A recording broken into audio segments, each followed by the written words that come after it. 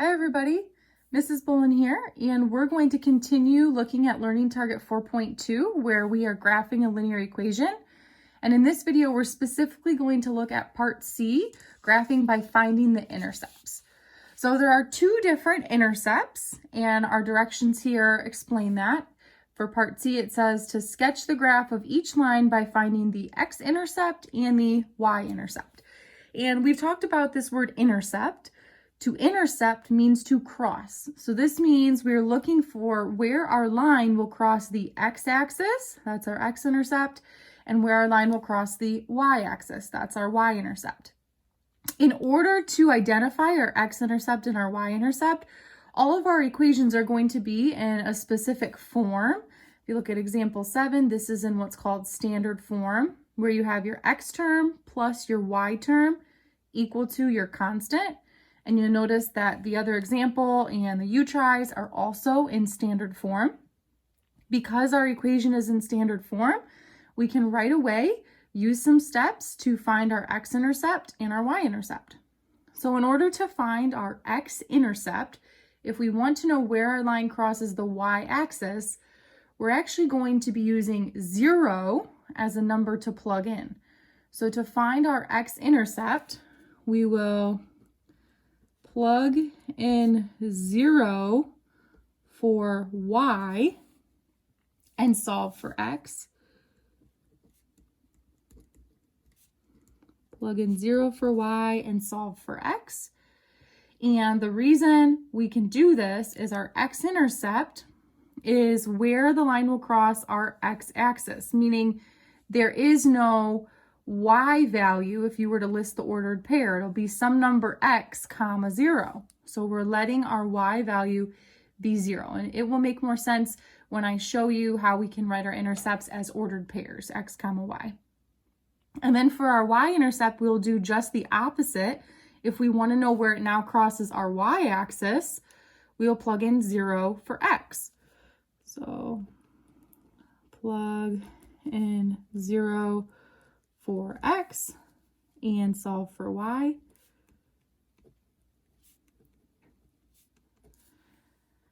So by plugging in the number 0 for the other variable, that's how you can find the intercept. Notice these equations again have two variables, an x and a y. So if we look at example 7, I'll go ahead and use two different colors. So I'm going to first find the x-intercept. And so I'm going to make a note here beneath example 7, I'll do x-intercept first, and I'm going to abbreviate it x-int for x-intercept. So what I need to do to find my x-intercept is plug in 0 for y. So what I will do is I'll write my equation exactly as I see it, but instead of writing y, I will plug in 0. So my equation, I have x plus 2y equals -6.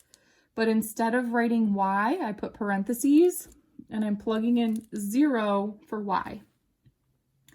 Now that I have plugged in 0 for y in my equation, I can solve for x. So this is an equation that I want to read x equals. I'm trying to isolate x or get x by itself.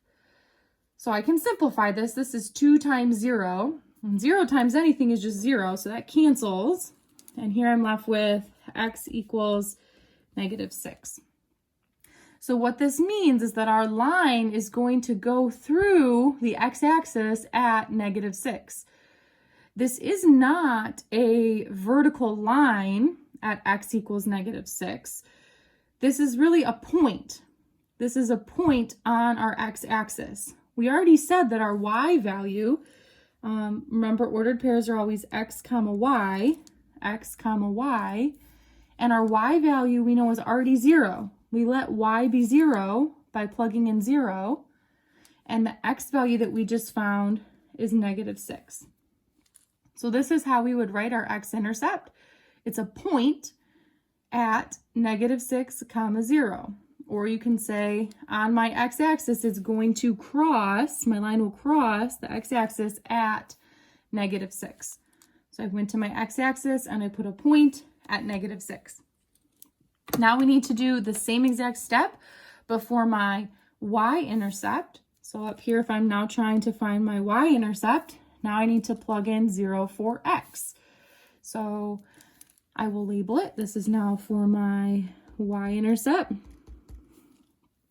And I'm now going to write my equation exactly as I see it, but instead of writing x, I'll plug in a 0. So for this one, I have 0 plus 2y equals -6.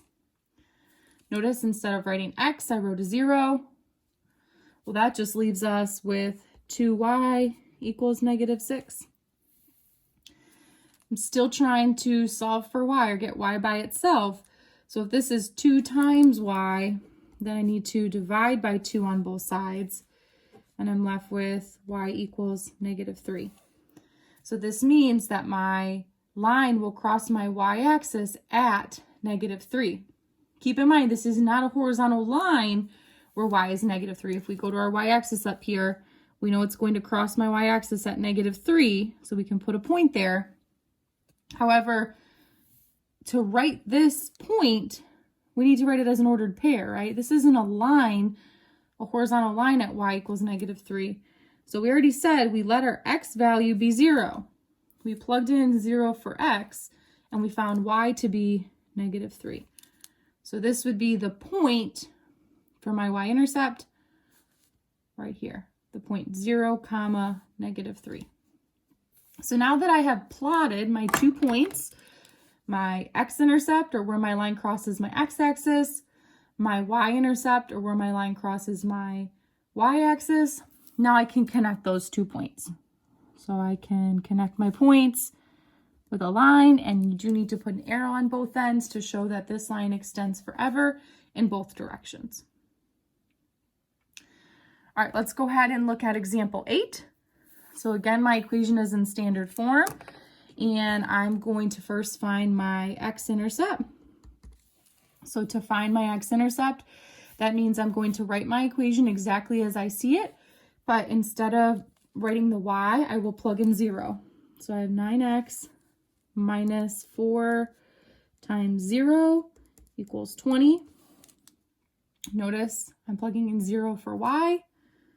That works out nicely because 0 times anything cancels out. I'm left with 9x equals 20. Well, this is 9 times x, so I'm going to have to divide by 9 on both sides. And you'll notice 20 divided by 9 doesn't work out nicely, right? 9 times 2 is 18, so 9's not going to go into 20 evenly. So you can use your calculator for this. You can type 20 divided by 9 in your calculator, and I get x is 2.22.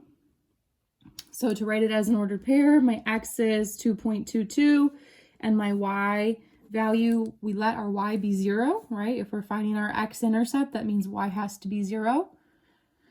So this means I can go on my x-axis where x is 2.22, so a little bit past 2, and I can put a point. So I plotted my x-intercept, and I'm halfway done. Now I have to find my y-intercept. So for my y-intercept, now I'm going to plug in 0 for x. So I have 9 times 0, let's see, minus 4y equals 20. 0 times anything cancels. I'm left with negative 4y equals 20. This is negative 4 times y, so I will have to divide by negative 4 on both sides. And I get that y equals negative 5. Or that my line will cross my y-axis down here at negative 5.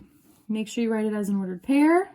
We said our x is 0, and our y that we just found, our y-intercept is negative 5. Now that I've got my 2 points plotted, I need to come up here, connect my 2 points with a straight line, and include arrows. All right, at this time, you're going to follow these same steps to find your x-intercept and y-intercept in order to graph the 2 lines that you have for these u-tries. So go ahead, pause the video, and see what you come up with. Let's see how you did. On the first u-try, for my x-intercept, I got negative 0.75 comma 0. Notice the decimal is okay. This just means when I go to plot my x-intercept that it's going to be between 0 and negative 1, right? So it's here at negative 0.75. For my y-intercept, you had to be careful. You'll get to this point where you have negative y equals negative 3. Don't forget, you have to get rid of that negative in front of the y, or that's like saying negative 1y. So you did have to divide by negative 1. So for our y-intercept, we get 0 comma 3. Once you have plotted your x and y-intercept, connect them with a line. And then for the last few try, for my x-intercept, I got 2 comma 0. And for my y-intercept, I got 0 comma negative 1. I plotted both of those and connected them with a line.